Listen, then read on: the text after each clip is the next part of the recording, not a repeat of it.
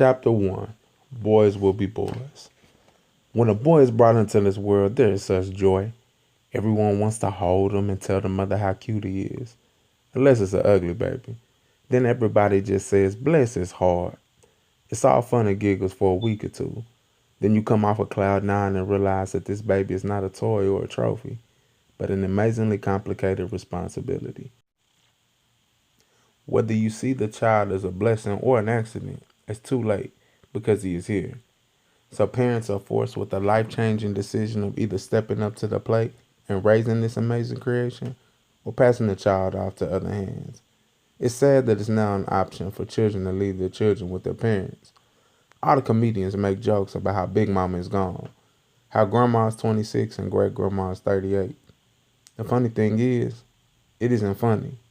It's true. Babies are raising babies. A boy can only teach a child to be a boy. I'm sure you've all heard the saying, boys will be boys. In a small West Texas town called Enaliba, there was a young girl named Tamika Carter. She was full of life and dreams and all the light in the world to give. She had the world at her fingertips and there seemed nothing present on this earth capable of slowing her down. She breezed through school and climbed to the top of her class with hard work and God-given smarts. Not to mention an unwavering desire to be the best in everything she did. This girl didn't care if the task was sharpening her pencil. She wanted the sharpest pencil in the class. Tamika never knew her father and had a very impersonal relationship with her mother. Her mother was always there to provide for her, but never really showed her daughter any type of affection. Tamika would bring home award after award, and her mother would always give her the same weak smile as she told her, good job, honey, lacking any type of enthusiasm or interest. Her mother's lack of emotion had two effects on Tamika. The first was a positive effect on her. It fueled Tamika's drive to impress her mother and to gain the desired reaction. She never stopped trying to win her mother's approval. The second effect was not so positive. Even though she worked towards obtaining the appreciation of her mother, each time she didn't accomplish her goal, it fed an inner issue of never feeling good enough. Tamika strongly inquired about her father as a young girl. Tamika's mother continued to avoid any question asked by her daughter. When the young child became too persistent, she would lash out at her, shouting, why do you want to know about that man? Am I not enough for you? Overwhelmed with guilt, Tamika would surrender her search for the knowledge of her father. The poor child ignored her desire to know about him for quite some time. But one day, Tamika was in class when she was informed by her teacher that the school was having a daddy-daughter day. It was simply an event where the father spent the entire day with their little princesses. At the end of the evening, there would be a ball for the young girls to dance the night away with the man that they loved the most in the world. At this moment, Tamika made up in her mind that she was going to find out where her father was. The entire way home on the bus was a dry-run rehearsal on how she was going to navigate through the usual responses of her mother. She came home and walked into the kitchen with a mission. She set her bag on the kitchen table and walked over to her mother as she was washing the dishes. She took a deep breath and said, now, Mom, I know I'm not supposed to ask about him, but there's a daddy-daughter day tomorrow, and I wanted to know if you would help me call Daddy so he could come and I could get to know him. Wait, Mommy, before you say anything, I'm not trying to say that you aren't enough. I love you, but I just want to meet my daddy, Mom. All the other girls' daddies are going to be there. Please, Mommy, please. Tamika's mom began to shed tears that had been built up for years. She could no longer hold back the truth. She turned to her daughter with a look of despair in her eyes and whispered, baby, your daddy left. He doesn't love you, and he doesn't want you. When you were born, I called him and I told him that he had a baby girl. He told me he didn't have no dang baby girl. He didn't want you, baby. I don't talk to him because he left us. I spent 6 years trying to get him to come and see you. Every time you asked about him, I would swallow my pride and I called him. But every time was the same broken promise. He swore that he would come, and I wouldn't hear from him for months. I can't call him anymore, baby. I just can't do it. He doesn't love you, baby. Tamika's eyes filled with tears. No, Mom. All daddies love their baby girls. I don't believe you. It's not true. The young child ran to her room and cried herself to sleep, continuously whispering, "Why doesn't he want me? Why doesn't he love me?" From that moment on, Tamika did everything that she could to hide from the hideous truth. She found her escape in school and sports. Tamika was truly making a name for herself in sports. She had lettered in 4 sports as a freshman. Now, it was normally against the tradition of the school to put a freshman on varsity. But imagine being the dummy that has LeBron James on the JV team. She was a natural-born athletic specimen. She loved many sports, but her true love was basketball. The coaches would even go as far as to say that Tamika was the best basketball player in the state of Texas, period. The boys didn't like that, but none were willing to attempt to prove the statement false at the risk of personal embarrassment. After breaking every individual record in the book, she was interviewed for Athlete of the Decade at her high school. Tamika was asked what her biggest dream and greatest fear were. Her eyes opened as wide as could be as she proclaimed with great confidence that she was going to take whatever college she attended to 4 consecutive national championships. It was going to be the first woman in the NBA.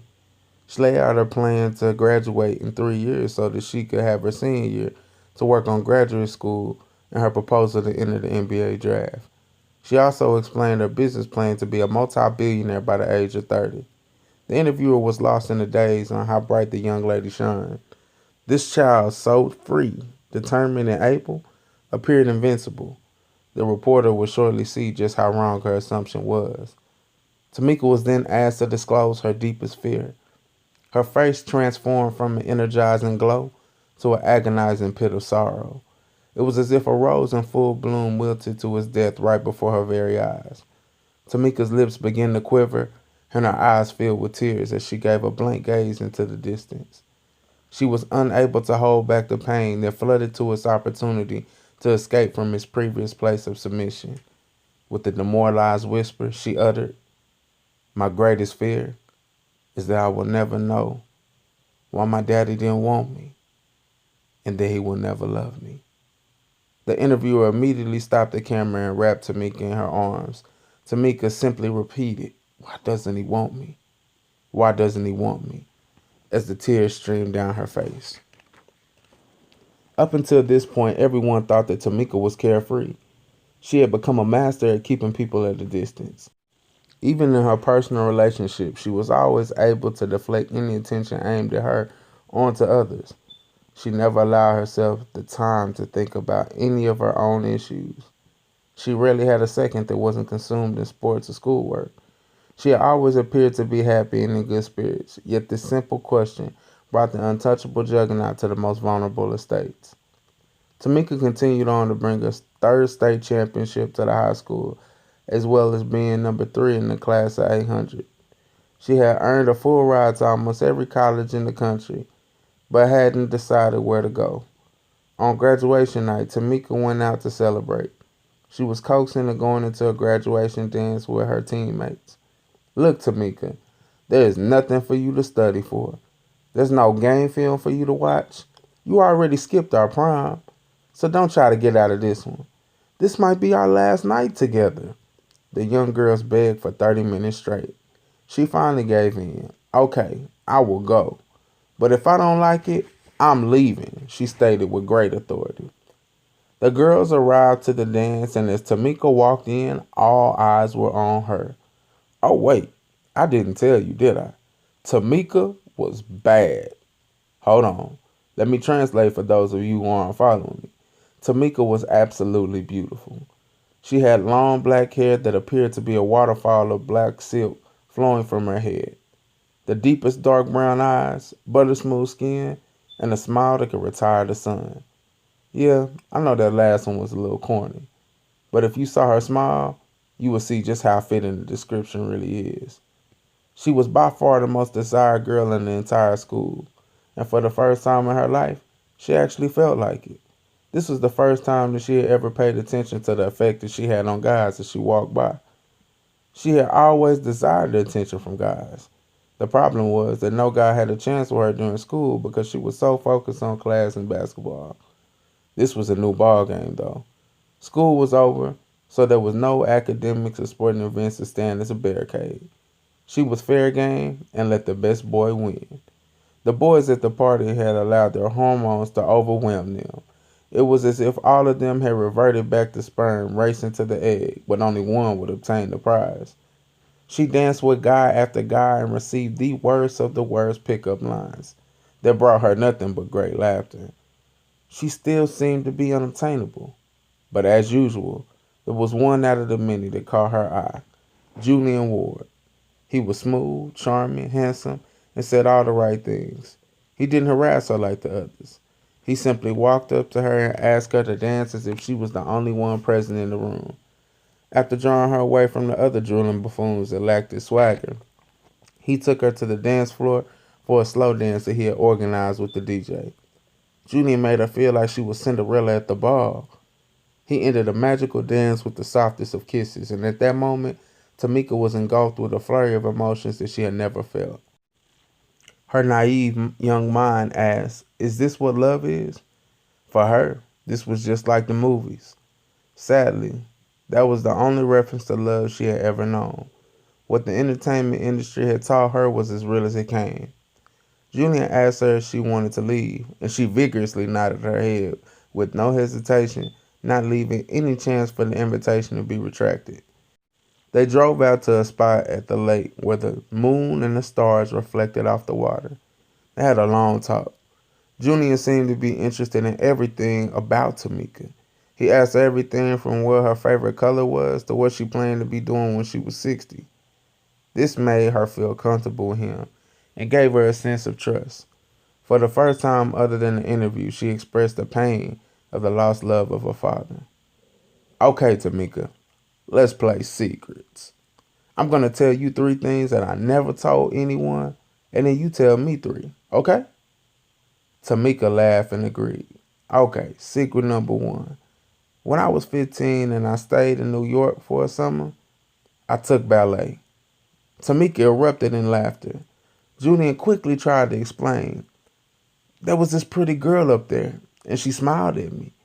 The next thing I knew, I was in some tights jumping around on my tippy toes." Tamika continued to laugh as she asked, "Well, did you get the girl?" Julian shook his head. "She said I was cute, but she liked football players, not dancers. It was embarrassing, but at least they let me keep the tights." Okay, secret number two. You remember junior year when a guy streaked at the homecoming game? That was me. Tamika was shocked. "Dang, boy, you should have ran track. I ain't never seen nobody run that fast." "That is because I was so scared. Once the cops came on the field, all I could think is, what if they take off my mask and my mama finds out?" This was too much for Tamika. She had never laughed this hard in her life. The mood changed a little bit for Julian's last secret. He looked up at the stars as if he was searching for something. "Well, secret number three is that at times, I wish my mom would leave my dad. He cheats on her, and when he gets drunk, he hits her. He always talks his way out of it. He blames her for making him so mad, and she goes right along with it. It makes me so mad. But I can't be mad because it works on me too. I feel like such a coward." Tamika did not like the way the statement made her feel, so she quickly changed the atmosphere with her own secrets. "Okay, it's my turn. Secret number one. Brace yourself, because this is nasty. One time at a tournament, this girl fouled me hard and I almost hurt my knee. So after we beat them, we went to go eat at the mall, and we saw her and her team. She was talking to this guy, and she had a skirt on. I happened to be on my period, so I did the unthinkable. I went to the bathroom and took out my tampon, and while she was talking, I put it at her feet. Then I walked up and interrupted their conversation and told the guy I think she dropped something. She was so mad she couldn't even defend herself. She just started screaming and crying. It was Julian's turn to laugh uncontrollably. "Are you serious? Now that is nasty. But man, that's funny. I wish I could have saw her face." Okay, secret number two. I always had a crush on Mr. Caldwell. Julian was dumbfounded. Are you talking about old as dirt smells like mothballs, false teeth, Mr. Caldwell? Tamika responded shyly. Yes, he's just so sweet. I don't know what it is. He always made me smile, and when he talked about his wife, it would just give me hope that love really does exist. Julian could relate. I hear you. He's a really cool dude. Now was the moment of truth. At this point, she was waging an inner war with herself. Should I tell him my one true secret? I feel like I can. I want to, but what if I start crying? Julian placed his hand on her shoulder and told her, I know there's something that you want to say that's been a burden on you. I just want you to know that I know what that feels like. It's hard to explain, but I trust you. You can trust me too. Tell me, Tamika, so you won't have to suffer alone. This was the encouragement that she needed to open up. Secret number 3 is that I never knew my father. I do my best to never let others know, but I felt so worthless and ugly since the day my mama told me that he never wanted me. So I view other men the same way. If my own daddy didn't even want me, why would someone else dare to want me? Julian turned to her and stared in her tear-filled eyes and said, Tamika, I've liked you for so long. I used to come to all your games and meets. I never knew you felt this way because you always seemed so happy. I thought about talking to you a lot, but I watched the way that you shut all the other guys down. I feel like I know you so well. I want to tell you something, but I don't know if I should. At this moment, Tamika's interest was fully captured by what the young man was holding back. Don't do that to me, Julian. Tell me, please. You said it yourself. You can trust me. With perfect timing, Julian grasped Tamika's cheek with his hand firmly yet so gracefully. He softly brushed her hair away from her face and looked into her eyes as if he was searching for her soul. He took a deep breath and said, For so long, I've wanted to tell you that. This 5-second pause seemed like a 5-hour pause. Tamika attempted to encourage him to continue. Don't be afraid, just say it, Julian. He composed himself from the dramatic pause and said, Tamika, I love you. For the first time, she heard the words that she had longed to hear from a male. Instantly, she felt free. Her deceitful heart ignorantly accepted the false claim with glee. For her, the search was over. In her fragile little world, she was loved. Tamika didn't know quite how to show her appreciation for the gift that Julian had given her. Julian saw no need to hear Tamika say it back. He asked her, Tamika, will you make love to me? She felt like that's what comes next. At first, she was hesitant. There was such a new flurry of emotions and physical sensations surging through her at that moment. As he grasped her and began to kiss her, she stopped him for a second and asked him, Are you sure you want to do this? You could probably have any girl you want. Why me?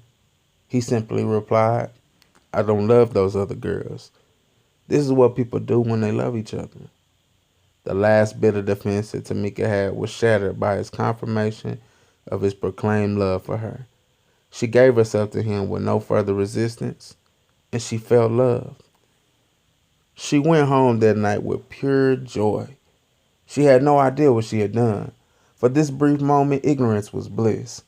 She could not believe how lucky she was. She had found her true love.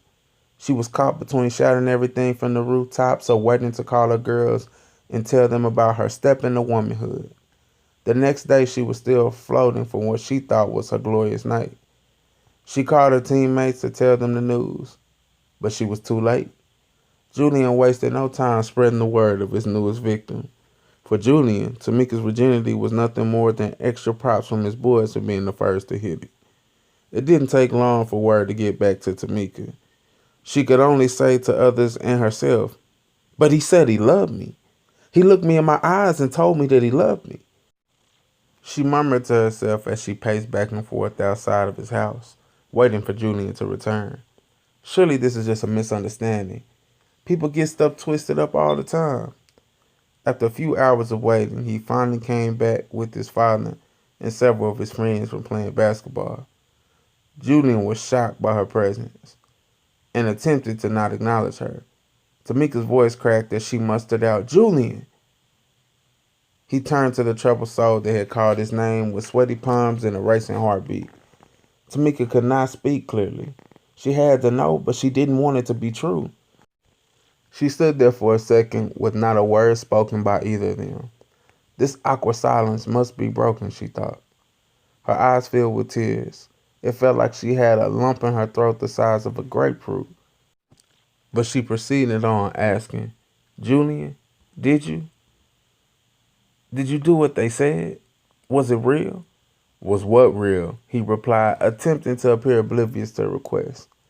"Last night, what we did and what you said to me." Julian stood there like a deer caught in headlights. At this moment, he realized what he had done. He wanted to live up to a hype that his boys and fathers held him to, but he truly didn't want to cause the girl any further pain. So what was he to do? Attempt to provide relief to Tamika's ravished heart by telling him how he really felt, or continue the charade that kept his peers and father calling him the man? In the heat of the situation, he thought that he was just saying what he needed to say to get what he was looking for. He looked at her, then back at his friends and father and said, "Nah, it just sounded nice at the moment."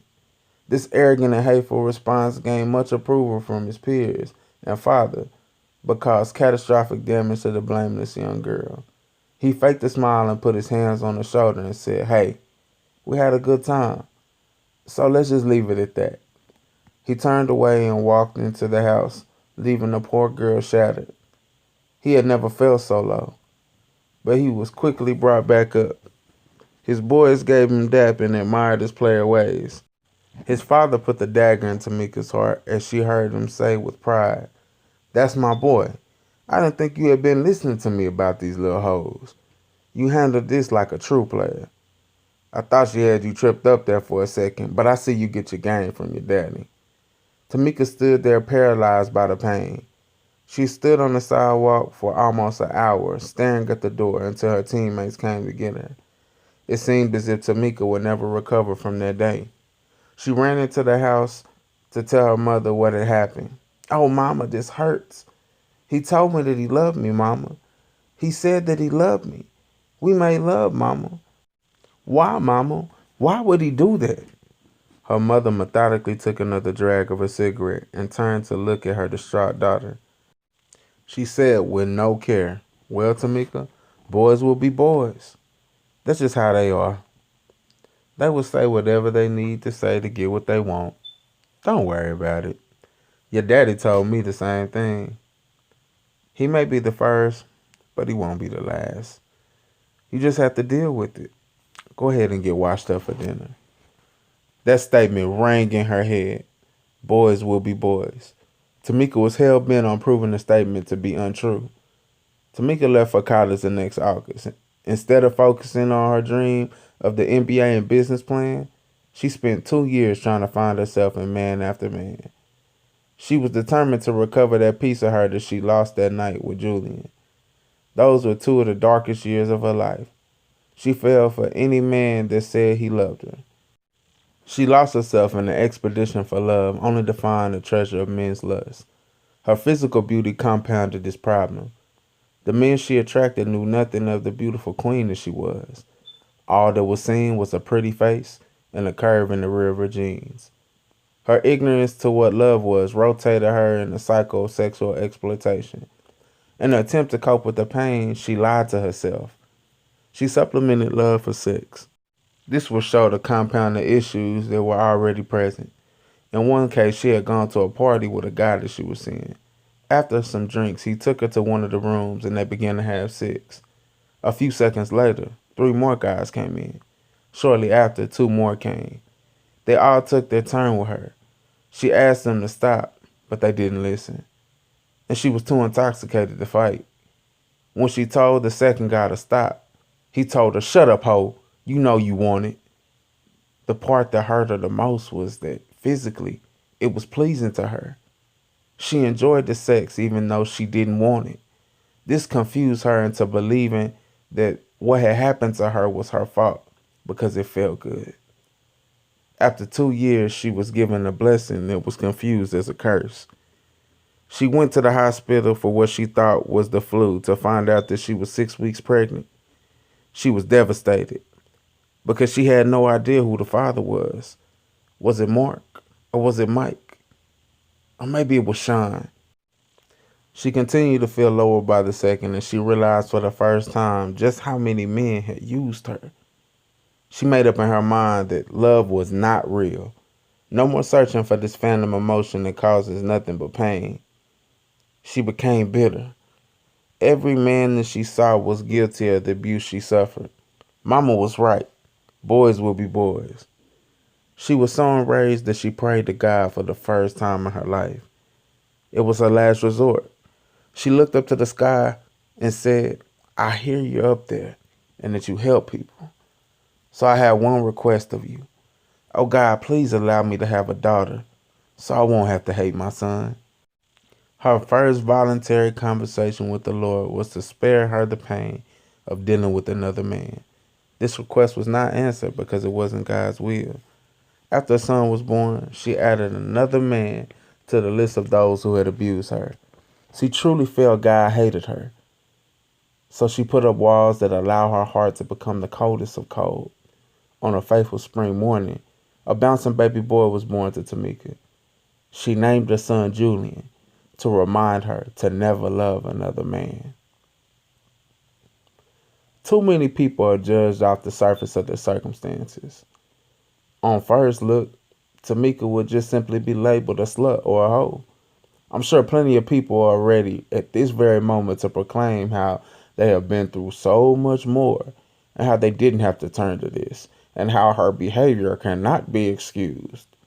So for those people, let me stop right now and give you a hand clap for being born psychologically stable enough to make the right choices of action for these type of circumstances with no type of upbringing or training. Please know that this statement is saturated with concentrated sarcasm. It's this attitude that has the world in the condition that it's in now. God has not called us to just be saved, but to spread the gospel. It should hurt your heart as a child of God that this girl could go through this with not one person bringing her to the Lord. The word says to train up a child in the way that he should go, and when he is older will not depart. So answer this for me. If an Air Force general took you to an Air Force base and told you that you had 3 hours to fix the engine on an F-22 Raptor, what will be your response? The number one response will be, I don't know anything about this machine, so how could you ask me to fix it? No one has trained me or given me any direction. You will more than likely get unanimous understanding from the world about your situation. It's just not right for you to be asked to do something that you haven't been trained to do. It takes years of training in school for this type of job. So now my question is, why can't we find the same compassion for a child that is never taught to be a gentleman? The same understanding for a young girl that was never taught what to look for in a man and has never seen a true example of what a man is. You can only teach someone what you know. Whether it's right or wrong, it can be taught. Our babies are being left to fend for themselves and learn from whoever they can. And we have the nerve to complain and condemn them for how they have come out.